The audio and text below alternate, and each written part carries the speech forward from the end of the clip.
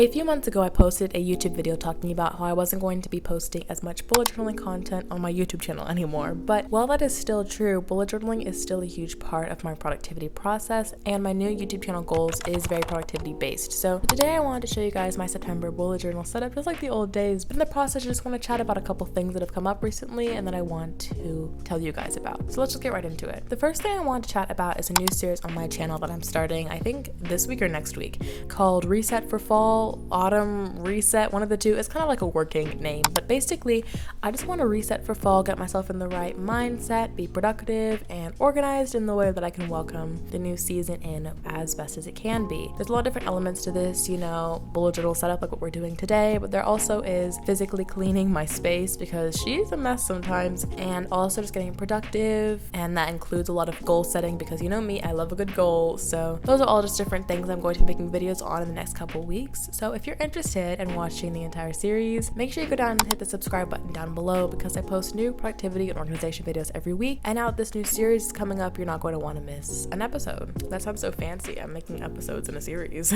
Also, I apologize if I sound just a slightly bit nasally in this video. I have been a little sick recently, so excuse that. Hey, so the audio quality might be a little different, but I just wanted to pop in here real quick and talk about my September plan with me since I didn't really talk about bullet journaling in this video. Basically, I wanted to do some kind of pastel fall vibes. Like I mentioned, my September themes have always been very boring and I never really liked them, but I want to switch things up this year, so I brought in fall colors with greens and browns and peaches, but I kind of made them more pastel by using the Tombow blenders. So what I did was I took the normal color and I colored on some wax paper, and then I used the Tombow blender to kind of pick up that pigment and put it on the page, and that really diluted it. It was interesting. It kind of gave the effect of watercolor, so I eventually took out some of my watercolor colored pencils and used that instead of the markers on the page, and then blended them again, and that also worked really well. It was very much trial and error because I wasn't 100% sure what I wanted to happen, but I kind of came out with like a pretty decent theme. I think not my absolute favorite of all time, but it definitely is a cute theme, and it was a fun time just to sit and journal this afternoon because honestly I've been missing it. I've been very much of an art block recently, but because I didn't really hold myself to a certain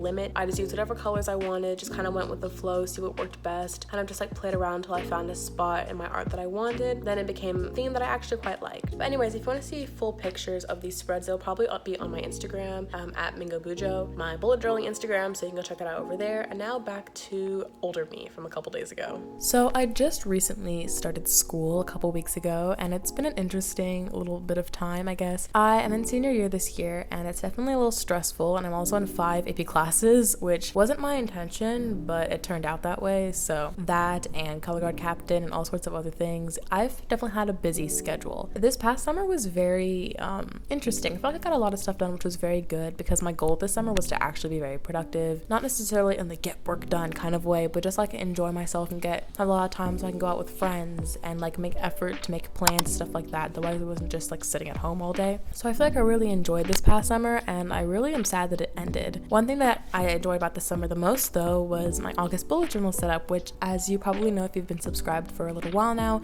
I did not film. I just made my August setup at home, and it was actually super enjoyable. I just sketched all of my spreads on my own and spent about 3 or 4 days just slowly working through inking and coloring it. And I did film the process in reels on my Instagram at bujo, which is my bullet journaling Instagram, so if you want to check that out, I guess you could watch it there. But overall it was just really exciting not to have to worry about filming the entire setup and not making a mistake on camera, and instead just taking my time with it. It kind of reminded me of when I first started bullet journaling, and I would delay each setup for as long as possible. Like I specifically remember June of 2020 was like the first couple months of me actually starting a bullet journal, and I was so excited for my June theme because it was my birthday month and I had a Paris theme. So I spent like multiple days leading up to the first day of June making the setups. I think I started on like May 22nd or something, and I would spend each day and I'd be like, on this day I'll do the calendar page, on this day I'll do the quote page, until I finally finished all the spreads, and it like took me a week to get through it because I was just so excited to finally journal. It was kind of like that feeling again. But overall I have been in very much of a bullet journaling slump recently, and you might be able to tell by these spreads that I'm showing you right now. September bullet journal themes have never been my favorite. Something about this month, I don't get it. Like I love fall, but where I live it doesn't look like fall outside. It's still freaking hot and everything is still green. So I do not usually do like cliche fall themes, but something about my September themes just never truly hit right. And this is also around the time of year that I always seem to get into a bullet journaling slump. It's July and then it's September and October, and maybe by this point it's just the fact that it's happened for the past 2 years. It might as well happen for a third, that I was convincing myself I'm in an art block and I might as well just like accept my fate. But truly and honestly, I have not had any motivation to draw, color, make art in any way. And that's also been a reflection of my YouTube and Instagram, because my motivation for posting both on YouTube and on Instagram has definitely been waxing and waning recently. I will say there is stuff about the numbers, because everyone's going to talk about numbers. It's a visual representation of your progress, and it's very disappointing sometimes when the numbers are not showing them what you want them to. Ever since I shifted my channel away from bullet journaling and towards productivity, of course I'm going to get less viewers from my previous subscribers who were more interested in the bullet journaling content, which of course I definitely expected. But it's definitely demotivating each time a new video comes out. Not to say this is like a plea for help, like go watch my old videos, because like honestly, if you're not actually care about the content, then obviously I don't want you going and watching it. Why would you care? But it's just a state of fact that it is a little hard on me as a creator.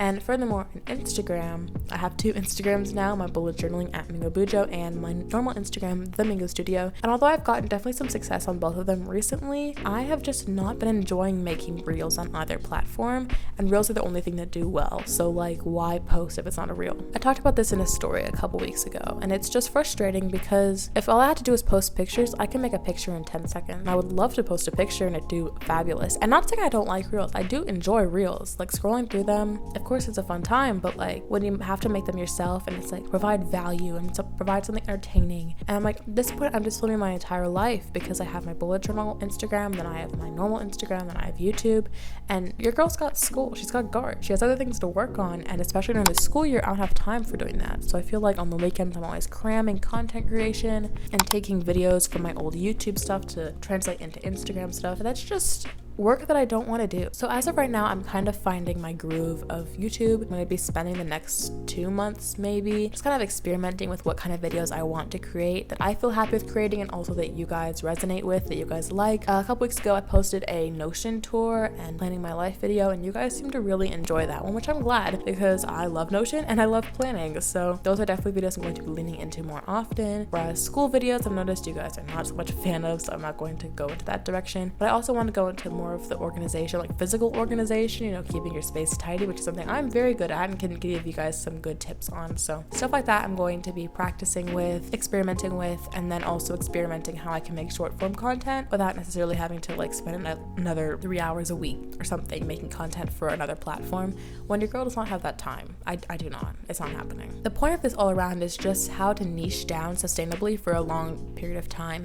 Like right now I'm in my senior year, of course, so everyone's talking about college and career and like what are you going to go into. Everyone complains about how you have to choose one thing for the rest of your life, but content creation is the same way, because essentially you have to choose one niche and stick to it, because you want to excel in that niche and you want to be a specialized person in that niche. And if you're trying to pick from all these different bubbles, then no one is going to know what you're creating content about. No one's going to want to subscribe to you because they don't know what you're even going to post about next, and it makes no sense. So it's definitely a process trying to figure out what you enjoy making and what your viewers enjoy making, and how this can be worked sustainably, how you can continue to make videos on the long term, because I'm obviously going to be bullet journaling for a long time. Even when I'm in an art block, I still make simple spreads simply for the fact that I need a daily to-do list, but those videos weren't making me happy. So now I'm trying to find other videos that I can do long term, that I can talk about long term without repeating the same task or tip that I have for you guys in every single video, because that gets boring after like a couple weeks, you know what I mean? All about sustainability,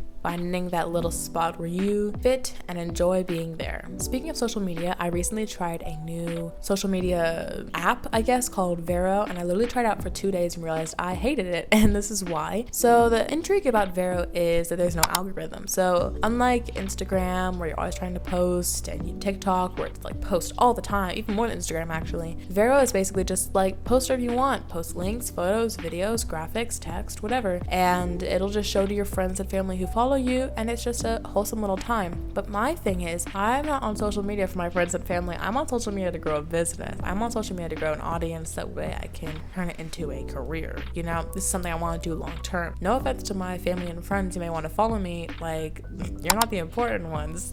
Like, I'll talk to you in real life, obviously, but my social media is for something different. So on Vero, because there's no algorithm, it's not going to push you to new creators. It's just going to show you the people who you have specifically requested to follow you, or like, you know, you've shared your profile with, etc. So it's not going to show me new viewers, and why am I wasting my time on it? You know what I mean? Like, maybe it's a cute space where I can post selfies or just like cute little set of pictures and like a place to store all of it, sure, but that's still more stress on me, more time. And if there's no algorithm showing those cute pictures to new people, what's the point? So honestly, I'm just trying to lessen my burden as much as possible, and that includes not dealing with Vero, then so be it. However, if this sounds like something that you'd be interested in, it is a cute little app, and it's definitely still growing, so the audience is rather small, but I've heard good things about it from people who use it. So if that's something that you're interested in, you know, it might be something for you. I've definitely been adjusting to a lack of freedom with guard and school, and it's a busy schedule all around. Basically, my week is structured like Monday through Friday. Of course, I have school, and then most days I also have after school guard practice until like 6:30ish, and then I will also have football games on Thursday or Friday, which goes all the way to like midnight, so those days are completely out. But throughout the week, I'll probably spend extra time that I have on homework and or editing and or planning future videos, and then Saturday I film and Sunday I edit, and then the week starts over again. So as you can see, all my days are pretty much packed. I definitely try my best to make time for like social interactions, hang out with friends, and depending on the week, my workload may be greater or lesser, but overall I'm just a very busy gal, and I'm just know that eventually the workload's going to catch up with me. So I'm trying my best to lessen as much as possible, like I've mentioned before, but it's definitely something to work on. And also that's partially the reason why I'm trying to make videos that kind of incorporate into my everyday life, because if I can talk about studying and show you B-roll studying while I'm actually studying, then of course I want to do that, because it's like knock two birds out with one stone, you know?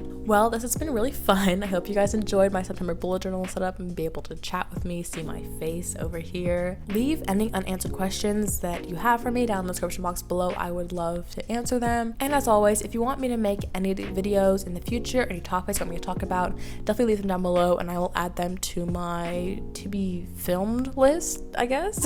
My content ideas list.